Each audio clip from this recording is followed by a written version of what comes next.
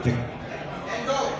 Welcome back to today's PSA Sports Forum. We are live here at the Mini Museum of the Rizal Memorial Sports Complex. Nagbabalik po kami to talk about the sport of cycling. Ayan. I'm Randy Galuwag of Manila Standard. Good morning, partner.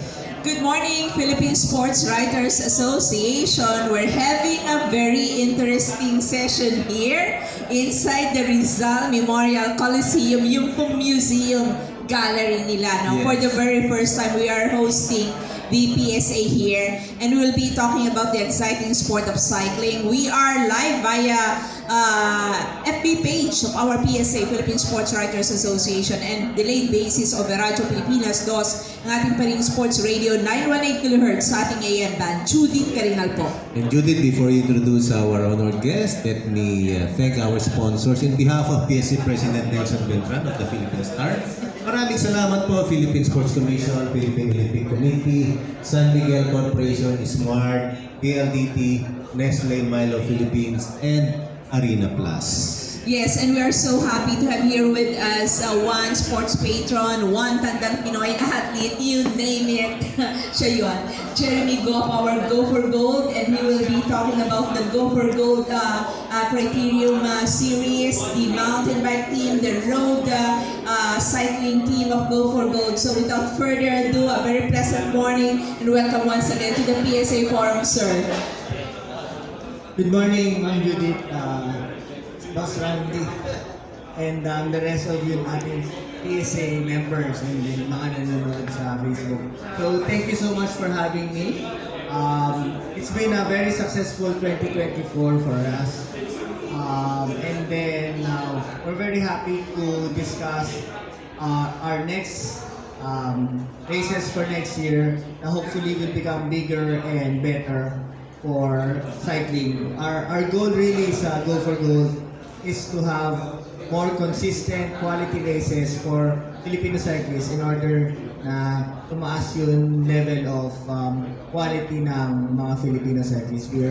We look at the model of more advanced countries like the US and Japan, and that's something that we want to happen here because we believe na there's a lot of talent among Philippine cyclists. They just need more time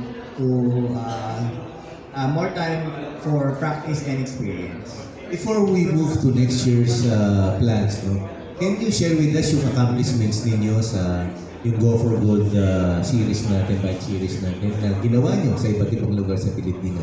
Ano yung na-accomplish nyo? Ano yung gusto nyo pang improve? And ano yung tingin nyo ay kailangan pa natin na gawin next year? So actually this year started out was supposed to be one race lang.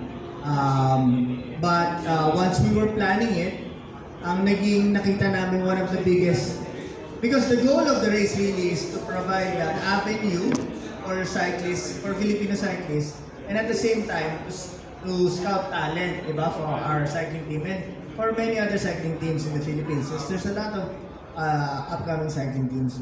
So nakikita namin the problem was a lot of young kids, they don't have the money or they cannot afford to go to one venue to race. So we said, okay, why don't we do it Luzon, Visayas, Mindanao? And that's how the series was born. Initially we were just thinking of just having one race. Sabi namin, it's not fair naman if we do the race here in Luzon, mga taga Visayas, Mindanao, hindi sila makapunta. So we had it this year in Clark, in Cebu, and then nakatapos lang last month sa General Santos City. Very, I think, well received. We have a lot of good feedback, and personally, from my point of view, marami rin ako na-spot na mga talents that I guess you would have overlooked or hindi mo napapansin because hindi sila able to join the bigger races because a lot of the bigger races are done here in Luzon. So, especially in Mindanao, we just came from there. Surprising amount of talent. We even saw one race where a local talent natalo yung dalawang members ng Continental team. Si Ronald Oranza and si Mark Ryan Lago from our team. Natalo sila ng local na parang pambato nila doon. So, it's very good to see, diba, that there's a lot of racers in the Philippines na hindi lang talaga nabibigyan ng opportunity. Nire-recruit na ba ng Go for Gold team yung...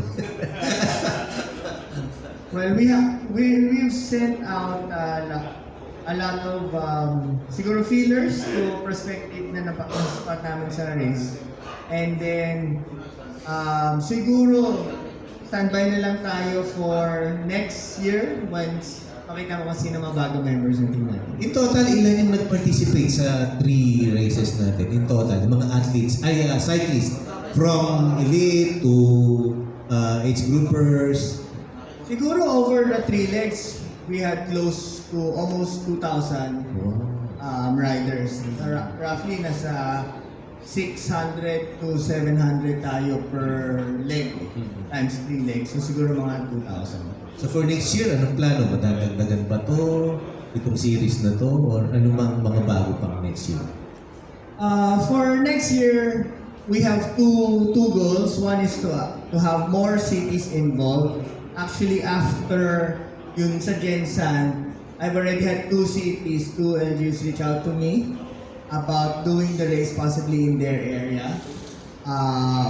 And then we also want to have different kinds of events because cycling is not just criterium. Yung criterium was the easiest one to do. Siyempre, before, I think there's a saying before you can run, you need to learn how to walk. So we wanted to do this first year as simple as we can. If you can call doing 3 races in Luzon, Visayas, and Mindanao simple, I guess yun na ang parang simple for us. Next year, we will probably have more legs. Actually, naka-plot na yan. We'll do more legs. Luzon, Visayas, Mindanao pa rin. And then we want to add more events, specifically mga road race and mga time trials. 4, at least 4 for next year. At least 4 legs next year, oo. And then, we're also planning to have a cumulative point system na so that at the end of the year, we can have a champion for these events. Diba? Para talaga siyang, I guess, inspiration na natin would be like a league. So, we want to create like a cycling league, parang gano'n. So, hopefully, it will encourage more riders and more teams to participate. And, bring up the growth of cycling sa Pilipinas. Ano yung feedback ng mga local government units, even probably cycling clubs, kasi we know for a fact talagang uhaw sa cycling races yung ating community o ang ating bansa. I think there's been very good feedback. Marami naman. As you know, I've been in cycling for a very long time. So, I parang halos kakilala naman kami lahat. They always tell me that they're happy that we have these events. Lalo na that, paano ko pa sabihin? It's a professionally run event with a good prize money. Right? So for yung mga riders natin, masaya sila. Because, a lot of the big events, as you know, nawala na. And then, it's always been a priority of ours when we do this event. We work with Phil Cycling to ensure that it's a high-level, high-quality event that adheres to the UCI standards so that once our riders, lalo na yung mga junior riders, para matuto sila. Sometimes, I see sa race, you have to explain to them, you're not allowed to do this, but it disqualified you for that. It's better that they learn it, diba, while we're here in the Philippines. Kasi eventually, kung gumaling man talaga sila, and then mag-race sila sa abroad, at least alam nila this is the way things are done. So, and then hopefully, as I say, they're looking forward for next year, and we're also looking forward to having more teams and more riders participate on a consistent basis. Yes. Nagko-complement itong inyong program doon sa mga, siguro probably even the PSC's Batang Pinoy, di ba? O PNG, and Phil Cycling mga nationals with the number of races na gagawin nyo. Yeah, of course, we will plot out the schedule properly with coordination with Phil Cycling and the Philippine Sports Commission to ensure na hindi tayo nagbabangga. As you said, this should be part of a program for our young cyclists and for our professional cyclists. And who knows, maybe in the future for our master cyclists na din. Mag-join na rin kayo sa Tandang Pinoy Games, cycling, di ba?